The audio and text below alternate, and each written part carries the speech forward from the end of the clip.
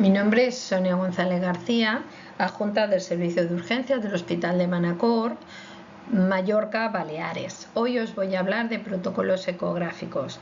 Los protocolos se aplican a situaciones en concreto, pero la tendencia actual es la valoración del paciente de forma integral con la ecografía clínica, aplicando la ecografía abdominal en conjunto con la pulmonar, con la cardíaca y grandes vasos y vasos sanguíneos de las extremidades. También, en casos necesarios, con la observación de cuello. El protocolo RAS se aplica en casos de desconocimiento del shock o causas de hipovolemia. Los tipos de shock, como todos sabréis, hipovolémico, que puede ser por rotura de aorta, hemorragias digestivas, ectópicos rotos, traumas graves, deshidratación. Distributivos por sepsis, anafilaxia o shock neurogénico, cardiogénico por infartos agudos de miocardio, insuficiencias cardíacas congestivas, valvulopatías severas. Obstructivos como tromboembolismo pulmonares masivos, disección de la aorta ascendente que puede drenar a pericardio y ocasionar taponamiento cardíaco de otro origen y neumotoras a tensión. Valora ecocardio. Valora grandes vasos, vena cava inferior y aorta, y valora un extensive fast en lo referente al tanque. Ahora os muestro. El protocolo RAS, descrito en el 2010, valora la bomba.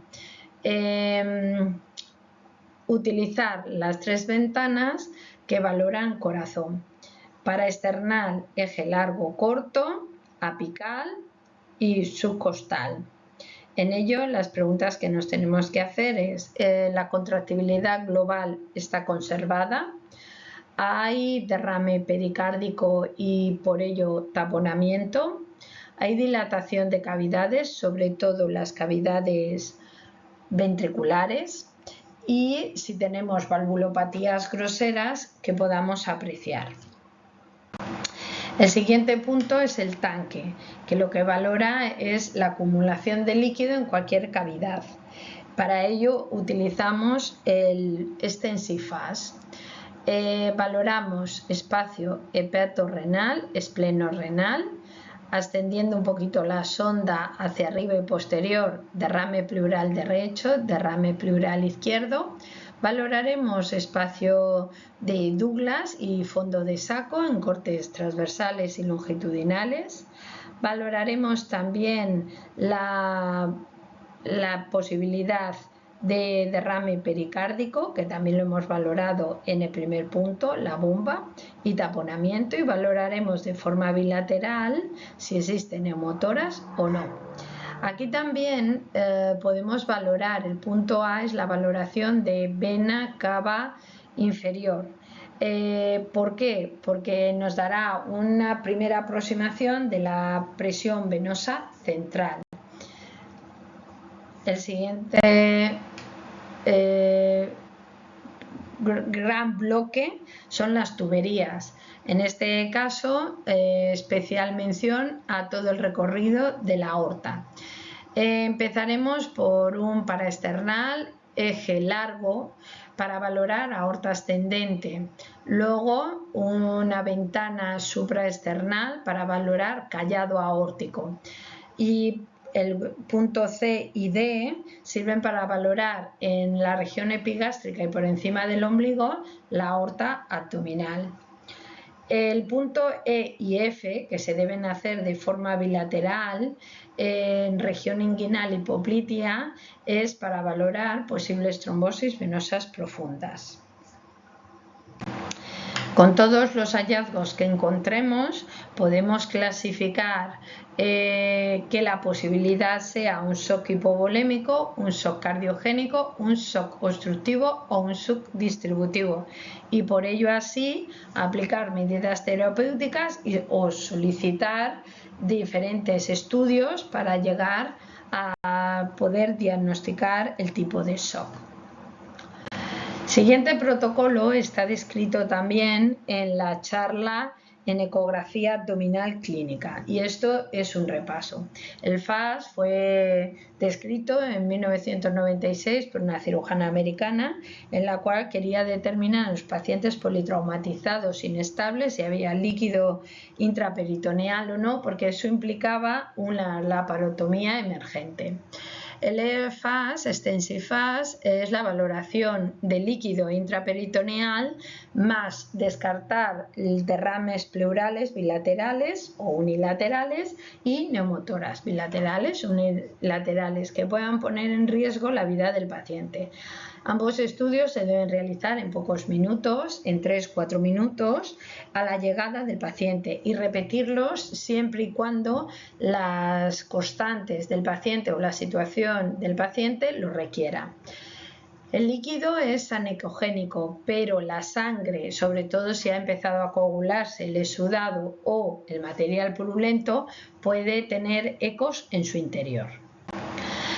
Los puntos que hay que valorar son la fosa de Morrison, espacio hepatorenal, el espacio espleno-renal, espacio subsifoideo para valorar derrame pericárdico y taponamiento cardíaco, espacio de Douglas, recto vesical en hombres, fondo de saco en las mujeres, que es entre el recto y el útero.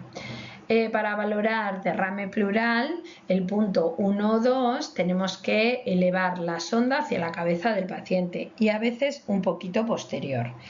Y el neumotórax se valora con sonda lineal o sonda convex, disminuyendo la profundidad a la altura de línea media clavicular en tercer espacio intercostal, que la sonda quede perpendicular a la pared del tórax.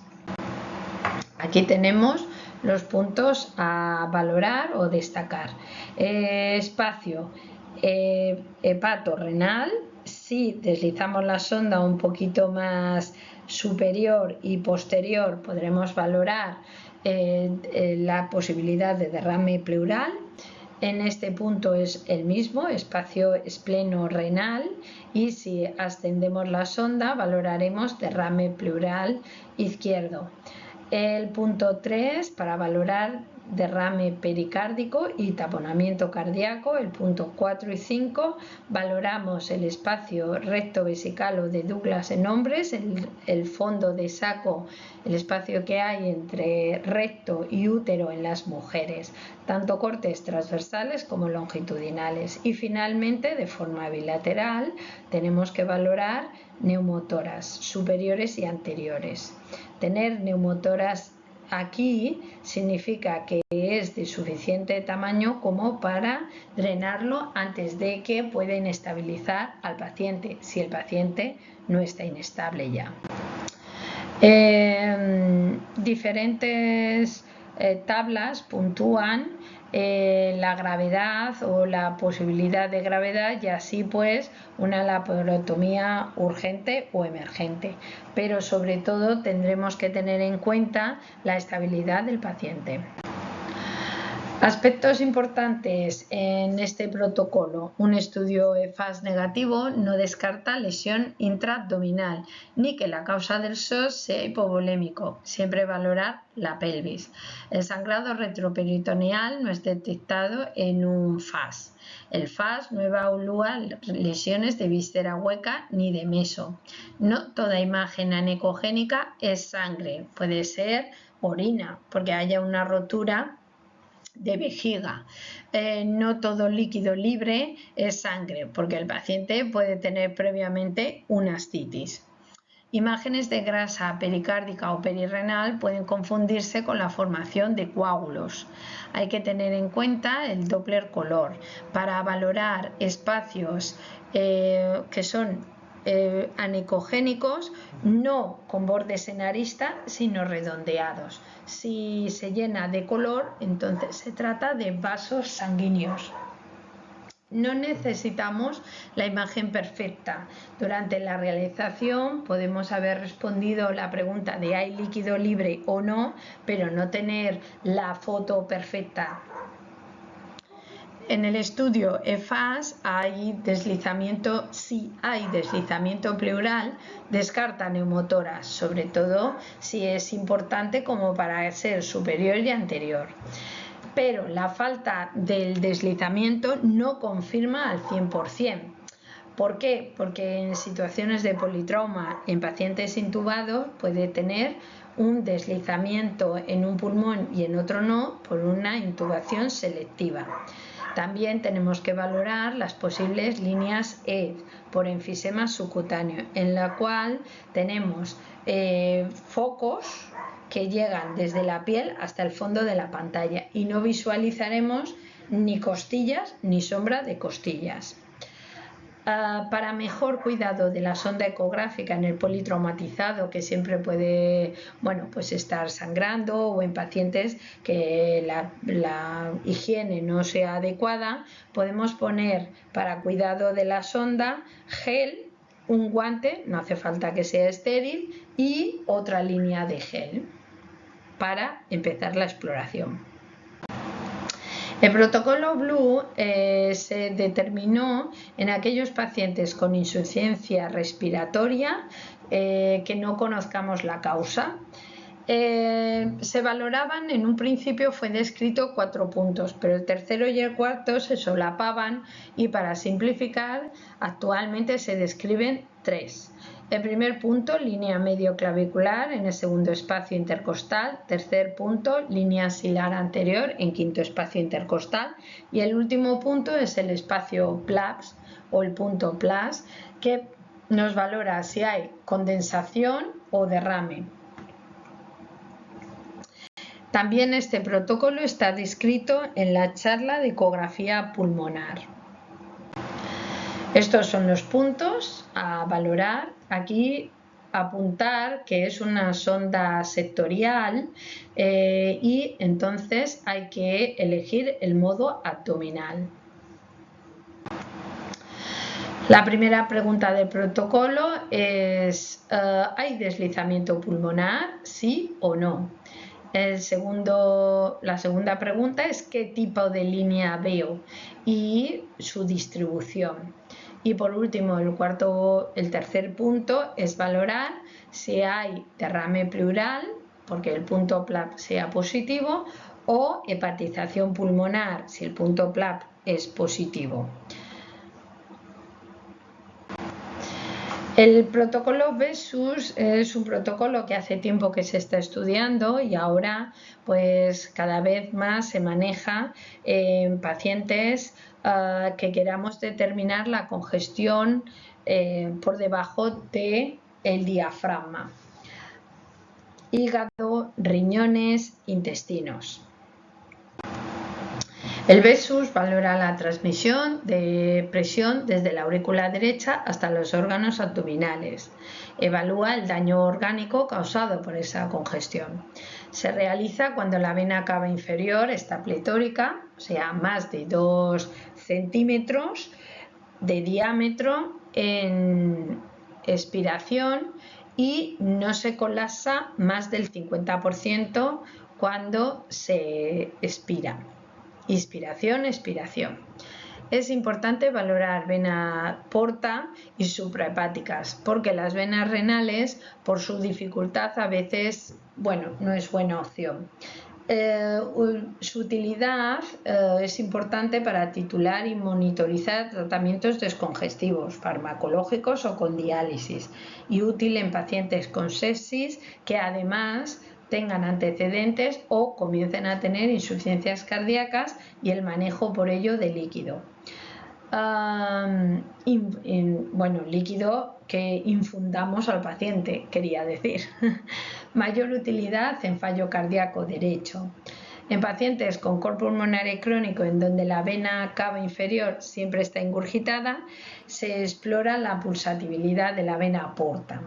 Y la primera vez que, por ejemplo, se publicó un artículo científico advirtiendo de esta pulsatibilidad del flujo portal fue en 1990 en pacientes que tenían insuficiencia tricuspidia severa, pero su aplicación a nivel clínico ha sido hace unos cuantos años.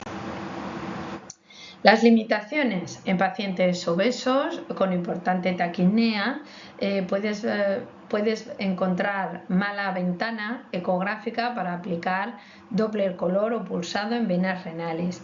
En caso de pacientes en diálisis o insuficiencias renales severas, no es posible valorar flujos pulsados en venas renales.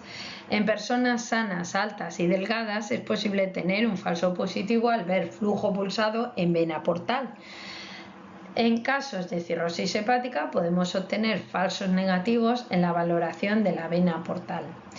Con fibrilación auricular no es útil valorar las venas suprahepáticas ya que desaparece la onda A.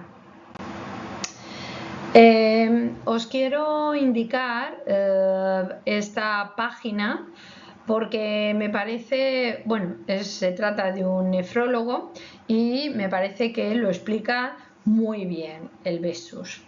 Esta es una foto suya de un podcast que tiene y en donde, bueno, la pulsatibilidad de la vena cava inferior se transmite a las venas hepáticas, suprahepáticas, y tras atravesar capilares hepáticos, bueno, pues valoramos la porta. Aquí hay otro gráfico que lo explica. El latido cardíaco se transmite a la vena cava inferior y a las venas hepáticas, con lo cual podemos ver una onda de pulsatibilidad. Pero tras atravesar el hígado, la vena porta no debería tener esa pulsatibilidad. Aquí vemos la pulsatibilidad de la vena hepática y la vena porta en el caso de normalidad y en el caso de anormalidad, o sea, cuando tenemos un Vessus severo. Este es el flujo. Como veis, a mí me gusta mucho aplicar el Doppler pulsado en la vena porta porque es fácil determinar que esto es isodifásico, mientras que esto tiene la pulsatibilidad. Esto es una gráfica de los estudios y aquí os indico cómo hay que explorarlo. La primera es la valoración de la vena cava inferior. ¿Dónde se hacía? Pues se puede hacer con una sonda Conves, con la señal hacia la cabeza o también a veces hacia el hombro derecho del paciente, y tenemos que valorar esta imagen.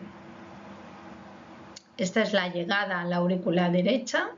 A 2 centímetros medimos en varias ocasiones el diámetro de la vena porta. Perdón, la vena cava inferior. Tanto en inspiración como expiración. El siguiente paso es la valoración de las venas suprahepáticas, que son 3, y se puede poner el Doppler color, ¿vale? Y luego un Doppler pulsado en cualquiera de las 3, la que mejor se vea. Y entonces obtendremos este gráfico. Tercer paso es la valoración de la vena porta. La vena porta está situada aquí, es esta imagen que luego se bifurca. Se colorea en rojo habitualmente, a no ser que en casos de cirrosis con hipertensión portal importante, entonces tenemos un flujo en azul.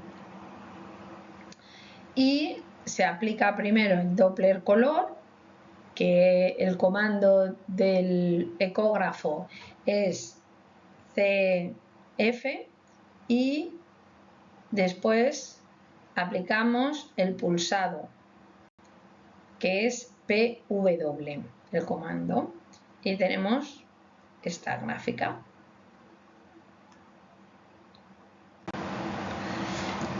La valoración del flujo renal es más difícil, sobre todo si el paciente está taquipneico, porque claro, la vena renal pues es pequeña.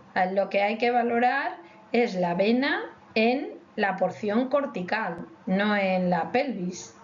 Entonces hay bastante movimiento. Tendríamos que indicar al paciente que dejase de respirar. Y esto en un paciente que está taquipneico y disneico pues es harto difícil. Finalmente, después de haber obtenido estos registros, pues existen estos gráficos para la comparación. Esto se trata de la normalidad, ¿de acuerdo? En donde en expiración tenemos una ingurgitación, bueno, un aumento del diámetro de la vena en expiración, entonces tiene que ser 2 o menor de 2. Y en inspiración el diámetro disminuye tanto o igual al 50%. Y así pues tenemos varios tipos de Vessus. Desde un Vessus grado 1 leve hasta el más severo, en donde, como veis, la vena porta, que es muy importante valorarlo, tenemos un flujo casi lineal, aquí comienza a haber una pulsatividad y finalmente aparece incluso ondas negativas. Esto ya sería un Vessus grado 3 o severo. Aquí tenéis en imágenes reales, digamos, los tipos de Vessus que puede haber. El 0 es la normalidad, ¿vale?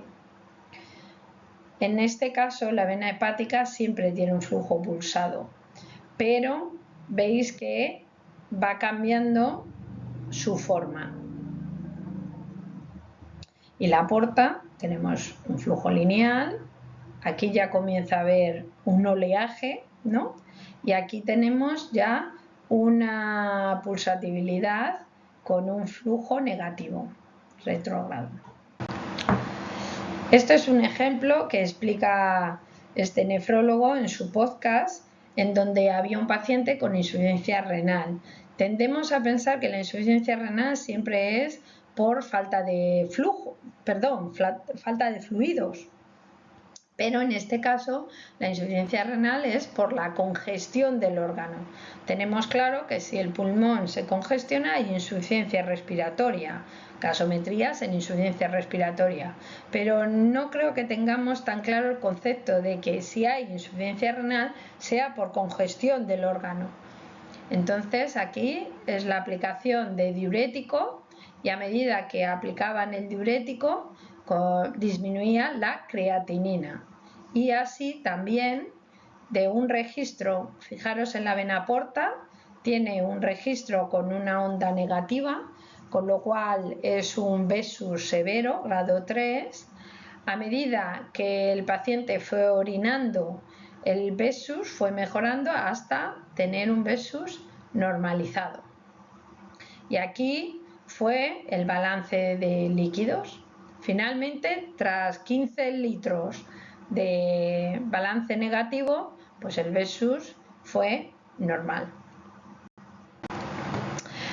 La ecografía vascular, la aorta, comenzando por un paraesternal eje largo, en donde vemos la aorta ascendente, el supraesternal para ver callado aórtico.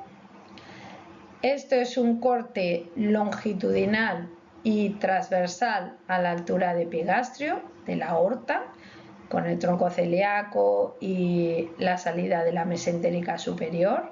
Esto es un corte del tronco celíaco, ¿de acuerdo? Con la arteria hepática común y la esplénica, el signo de la gaviota. Y aquí tenemos antes supraumbilical, en donde esta es nuestra aorta y esta es la vena cava.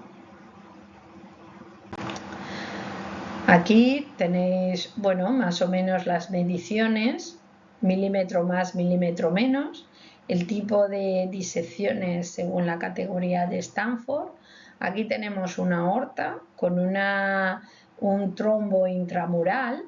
Aquí tenemos una dilatación, ¿de acuerdo? ¿Veis?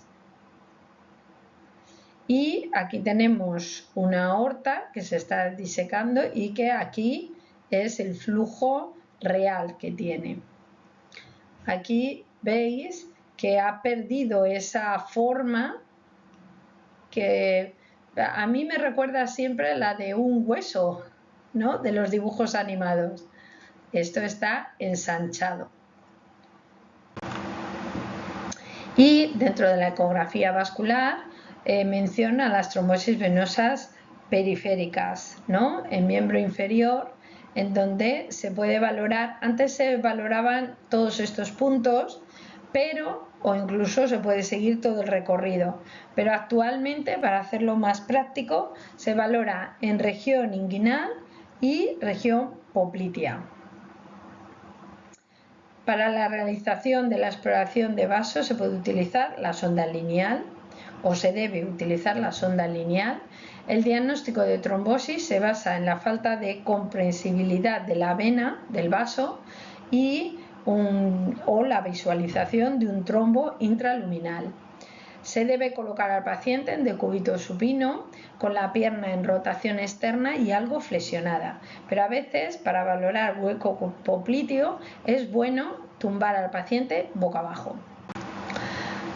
Aquí veis, normalmente la señal está hacia el exterior del paciente, ¿vale? Vais haciendo los cortes y se va viendo esa distribución. Aquí tenéis los nombres y las imágenes y si colapsa o no la vena. Así pues, aunque no es frecuente las trombosis de miembro superior, pero bueno, que sepáis que también se pueden valorar de esta manera, ¿de acuerdo? Bueno, y con todo ello hemos llegado al final. Muchas gracias por vuestra atención. Estoy a vuestra disposición y deciros que importante, apliquemos protocolos o no, es la valoración integral del paciente mediante la ecografía clínica. Es una herramienta de trabajo y siempre está en el marco de la anamnesis, la exploración clínica y nuestras sospechas, diagnósticos diferenciales.